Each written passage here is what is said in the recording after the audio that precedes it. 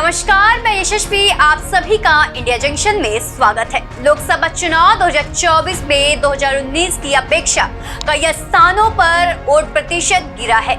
यही गिरता वोट प्रतिशत कहीं न कहीं राजनेताओं के लिए चिंता का सबब बन रहा है। यही नहीं, चुनाव आयोग भी गिरते वोट प्रतिशत को लेकर काफी हैरान और परेशान दिख रहा है। आखिर क्यों गिर रहा है वोट प्रतिशत, हम दिखाएंगे इंडिया जंक्शन की इस स्पेशल रिपोर्ट में। गिरता वोट प्रतिशत, कारण क्या?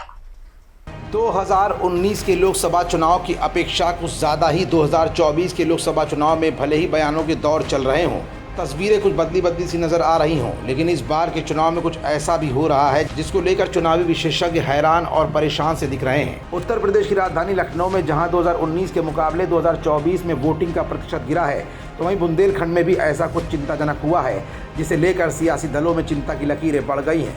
आखिरकार बुंदेलखंड में ऐसा क्या हुआ और क्यों हुआ, ये सब कुछ आज हम अपनी इस स्पेशल रिपोर्ट में आपको दिखाएंगे भी और बताएंगे भी। दरअसल बुंदेलखंड में वोटों के बंटवारे से सभी दलों की धुकधुकी बढ़ गई है। बीती 20 मई को वोटिंग के दौरान बुंदेलखंड में उत्साह की कमी की वजह से मतदान कम हुआ था। ऐसे में हार जीत का आंकड़ा बेहद कम होने के आसार हैं। बुंदेलखंड की चारों सीटों पर उम्मीद से कम मतदान हुआ है। अलग अलग इलाके में कहीं सुबह से ही लाइन लगे रहने और कहीं सन्नाटा होने से उम्मीदवारों की धुकधुकी अब बढ़ गई है। ऐसे में हार जीत का आंकड़ा बेहद कम होने के साथ ही सियासी समीकरण बदलते हुए नजर आ रहे हैं। यहाँ पर 5वें चरण यानी 20 मई को चुनाव संपन्न हो गए हैं, लेकिन ये चुनाव वोटों के मामले में नेताओं समेत चुनाव आयोग को भी सोचने पर मजबूर कर रहे हैं।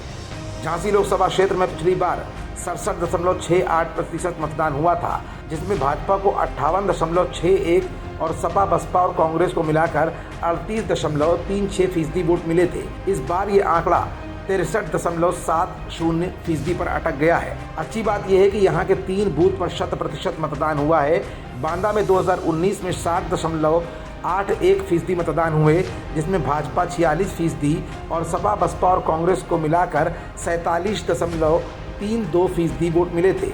इस बार 59.64% मतदान हुआ है। खास बात यह है कि बांदा में मुस्लिम बाहुल्य इलाके के बूथ पर सुबह से ही भीड़ देखी गई, लेकिन ब्राह्मण बाहुल्य इलाकों में उत्साह की कमी रही। इसे लेकर तरह तरह की चर्चाएं रहीं। हमीरपुर में पिछली बार 62.32% की अपेक्षा इस बार 60.56% मतदान हुआ। यहाँ राठ में 63.05% और महोबा में 7.08% मतदान हुआ। दोनों ही क्षेत्र में लोधी मतदाता निर्णायक है। जालौन में 58.49 की अपेक्षा इस बार 56.15% मतदान हुआ है।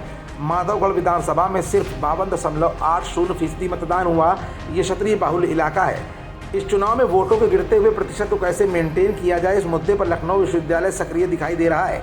वोटिंग प्रतिशत गिरने का विश्लेषण करने के लिए लखनऊ विश्वविद्यालय के राजनीति विज्ञान के विद्यार्थियों का एक दल शिक्षकों के निर्देशन में पूर्वी उत्तर प्रदेश के विभिन्न जिलों का दौरा भी करने की प्लानिंग कर चुका है। क्षेत्र का दौरा करके ये डेलीगेशन एक रिपोर्ट भी तैयार करेगा। ये रिपोर्ट विश्वविद्यालय को सीलबंद लिफाफे में सौंपी जाएगी। कुलपति प्रोफेसर आलोक कुमार राय की अध्यक्षता में राजनीतिक विज्ञान विभाग की विभागीय समिति की एक बैठक हुई है। इसमें एक विस्तृत योजना तैयार की गई। 5 शिक्षकों और 4 शोधकर्ताओं की एक टीम, जो अन्य शोधकर्ताओं के समूह नेताओं के रूप में प्रतिनिधित्व करेगी। 25 से 27 मई तक पूर्वी प्रदेश के जिलों का दौरा इसी प्रस्तावित रणनीति का एक हिस्सा है। टीम वाराणसी, चंदौली, मिर्जापुर, गाजीपुर जैसे पूर्वांचल के राजनीतिक गढ़ में पहुंचेगी। लखनऊ विश्वविद्यालय का मकसद है कि विद्यार्थियों को इससे राजनीतिक परिदृश्य को समझने और जनता के मूड को प्रत्यक्ष रूप से समझने का अवसर मिलेगा। अपने अध्ययन के दौरान स्कॉलर्स क्वेश्चन आवर के माध्यम से जनता का मिजाज परखेंगे। फिलहाल बुंदेलखंड और कई जिलों में गिरता वोट प्रतिशत इस बार के चुनाव में न सिर्फ राजनेताओं के लिए चिंता का विषय बन गया है, बल्कि चुनाव आयोग के लिए भी एक बहुत बड़ी चुनौती बनकर सामने आया है। क्योंकि वोट प्रतिशत को बढ़ाने के लिए हर चुनाव में चुनाव आयोग विज्ञापनों के जरिए अच्छा खासा पैसा खर्च कर हर संभव कोशिशें करता है और लोगों को जागरूक करने का प्रयास करता है। लेकिन इस बार के चुनाव में इस तरह की खबरों का आना कहीं न कहीं चिंता का विषय है। खबरों से जुड़े रहने के लिए सब्सक्राइब करें हमारा चैनल इंडिया जंक्शन।